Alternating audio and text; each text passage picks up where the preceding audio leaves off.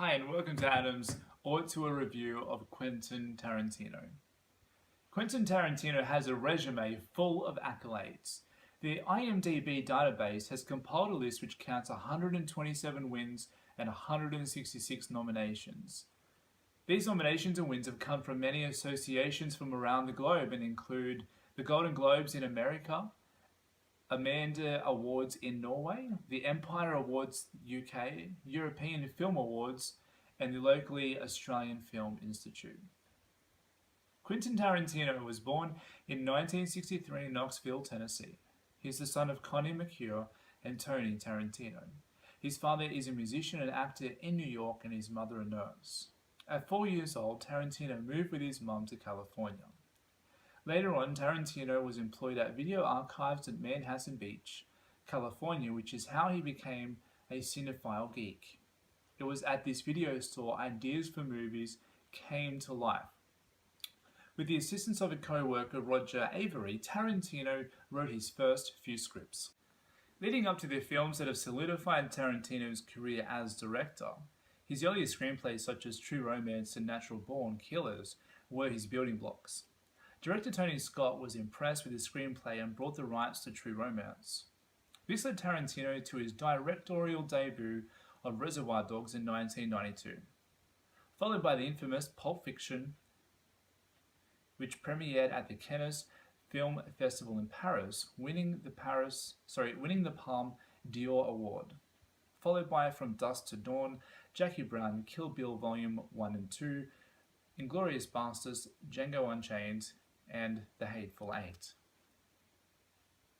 Tarantino's directorial reputation is well known for the use of non-linear narratives, long takes with static, unbroken cuts, the aesthetization of violence, the reworking of the genre, and his love for intertextuality, where he references popular culture and earlier cinematic narratives throughout his films. Tarantino writes, directs, and often acts in his own films, and is the master of his own universe. The furnishings of his universe, such as genre, form, plot, characters, themes, and ethical implications, will be discussed in detail. Tarantino's favorite film genres are spaghetti westerns, film noir, blaxploitation, kung fu, and gangster heist. For example, in Django Unchained, Tarantino delights the viewers to a spaghetti western that is wrapped in exploitive sadism in the scene where the runaway slave is torn to shreds by the dogs. The theme song used for the film is also from the 1966 film Django by Sergio Corbucci. Other film genres are also present and include film noir, when dealing with the issues of American slavery, and blaxploitation, where the black bounty hunter heroes over his white counterpart.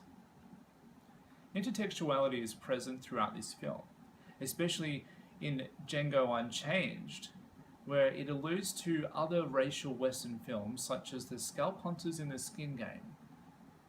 I myself have neither seen nor would have picked up on these themes that have been pointed out as intertextual references that are predicated on an audience presupposition and well knowledge of Quentin Tarantino's films. What it's saying is that Tarantino uses themes from older films, especially the older spaghetti western films, and incorporates them into his work. And unless you understand what those films are, then you probably wouldn't pick up on them, like I haven't picked up on them because I don't know those spaghetti westerns that Tarantino would know. So I guess this makes his films repeatable, where when you watch them a second and a third time, you would pick up on more of those themes and more of those intertextuality references than you would the first time through. A French word, suchet, is a term which describes how the filmmaker relates story events. This is where Tarantino's movies find their secret magic. Tarantino sets up the expectations of the audience by using genre such as the spaghetti western, the neo-noir, or the blaxploitation. But then he subverts these expectations by going against the expected norms. This enables Tarantino to walk a fine line between fact and fiction, history and fantasy. He does this throughout the film *Inglourious Basterds*, which draws on the historical event of the Holocaust, but moves into fantasy by having the Nazis killed by the Jews instead, or the blaxploitation from Django Unchained, as we've just discussed. The use of plot in Tarantino's films is very selective. For example, in *Reservoir Dogs* and *Pulp Fiction*, a jumbled plot is adopted.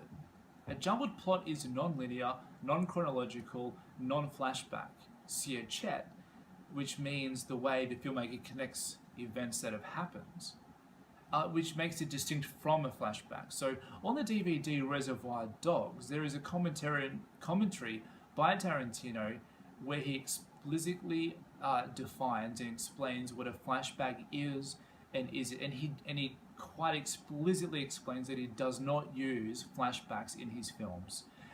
What he's referring to is this jumbled plot that changes and goes backwards and forth. And so the main characteristic of a flashback is when a character thinks back on something, which Tarantino doesn't do. He chooses what the audience sees. He chooses when they see it, how they see it, and claims it's completely up to the author. You see, Berg defines this as an original, innovative technique. Tarantino's choice of genre, plot, and the way he joins these characteristics together is how critics define him as a film geek. The next element that is brought into this Tarantino universe are characters. The development phase of characters involves Tarantino letting the characters tell him who they are. Very interesting. He says the characters have got to be true to themselves. He is not concerned about how the characters will affect the overall plot or how the audience will accept or reject them, but his focus is on the characters being true to themselves. Characters in Tarantino's films are created and presented in a way that makes them feel real. These characters take on roles of black heroines, Jewish murderers, and in most cases he always includes a sadist. Relatability to his characters is created through friendships or experiences like Vincent and Jules, or Vincent and Mia in *Pulp Fiction*, and the bride after losing her unborn child in *Kill Bill*. In order to achieve this goal of making characters feel real, rules have to be broken and genre forms are modified to suit this purpose. Characters are given plenty of time to talk, and speeches are long, thus adding texture and atmosphere to the film, which slows down its forward motion. This method that Tarantino employs breaks all the rules of modern cinematic narration. He is accused of being antithetical with the aesthetics of cinema and has much disregard for the rules of screenwriting. However, these long scenes of dialogue don't necessarily add to the plot line either. Take, for example, the scene in *Pulp Fiction* where Mia and Vincent dance in the 50s themed diner. This doesn't contribute much to the main plot, but provides opportunity for the viewers to engage with Vincent and Mia as they dance, eat, and drink the $5 milkshake, and have a fun night out, knowing that sex is not the agenda, which is proven even more so back at Mia's house. The most obvious theme found in Tarantino's films is violence. Let's look at a scene taken from *Kill Bill* in Volume 1, where the bride creates a bloodbath of death, amputation, and beheadings as she fights the crazy 88s. All the sadistic vengeance present in *Inglourious Basterds*, making Americans seem cruel. These scenes have many critics accusing Tarantino of losing morality and glorifying violence as viewers reflect on the axiological criterion, which refers to the values portrayed or communicated in the film. However, Autuer describes this glorified violence as romantically theatrical, which is openly celebrated in film. And because it is on film, it's simply not real.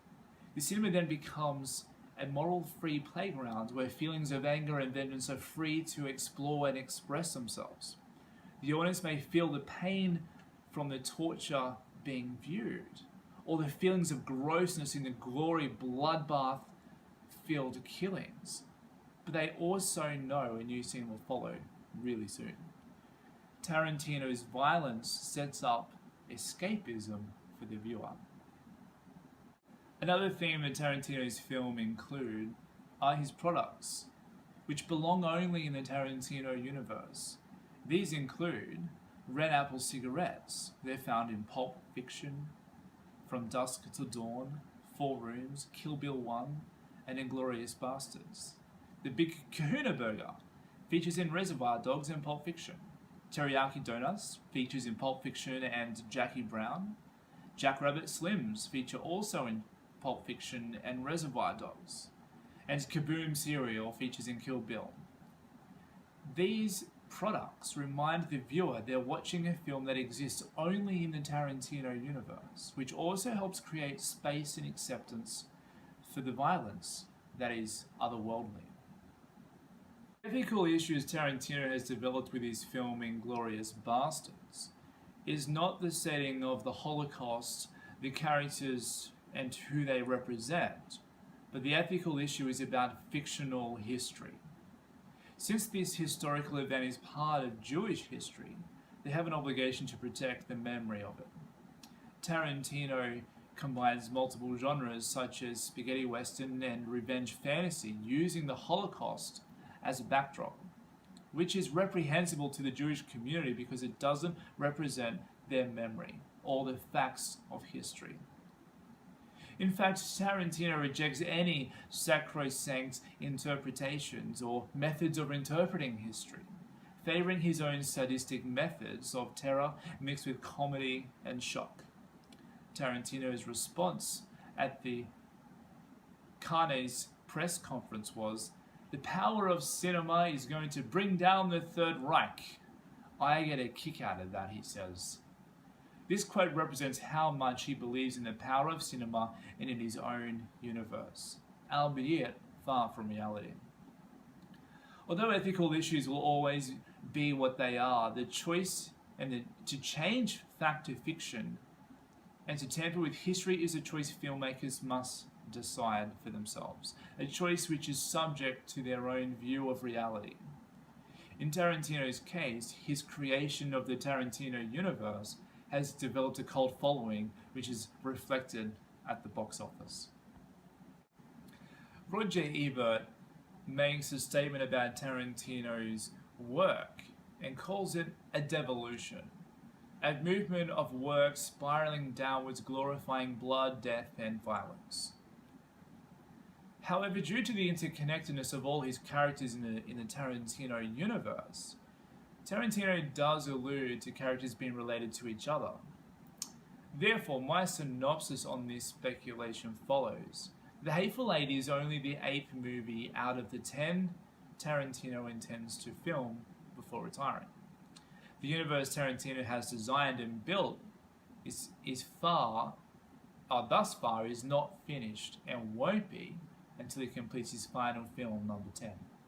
Since the Tarantino universe is not yet complete, and given the way that he subverts narrative and genre, creating suspense and an inability to predict an end, there may be a chance that the same method is being applied in the Tarantino universe. Michelangelo famously quotes that every block of stone has a statue inside, and it is the task of the sculptor to discover it. In light of the way Tarantino develops his characters and subverts plots and genre, he is, after all, the Michelangelo of his own universe.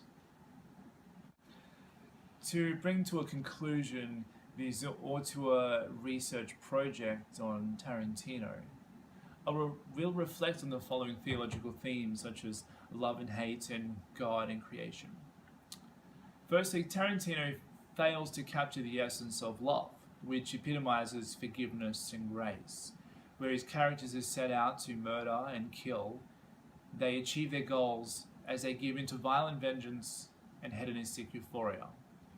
Most of his films feature a sadistic character with a fiery vengeance and a thirst for blood. Stepping back from his films and looking at his universe, this places him and himself as a god orchestrating the events, sequences, lives, and characters from the outset. As he has already indicated, the characters speak to him, and so long as they are true and don't lie, he is in control and somehow feels faithful to them as a creator. The problem with Tarantino being the creator of his universe is that it must parallel with the creation and universe that God has created, for there is no other measure or value to compare it to. Secondly, although God allows us, his creation, to be true to ourselves, this can only be done when we've come to know what true love is, which is in Jesus Christ at the cross of Calvary. Jesus wasn't willing to retire after 10 lashings or by walking 10 meters with the cross beams on his bloody and bruised back. He went the whole way knowing his fate. This act of love quenches any form of vengeance, hate, and violence. This liberates humanity from the spiraling effect of evil. A spiral Tarantino is consequently caught in. It has him in its grips, which means his created universe's fate is sealed. Tarantino's universe is a representation of life without God, hope, love, forgiveness, and flourishing. And thank God it doesn't exist.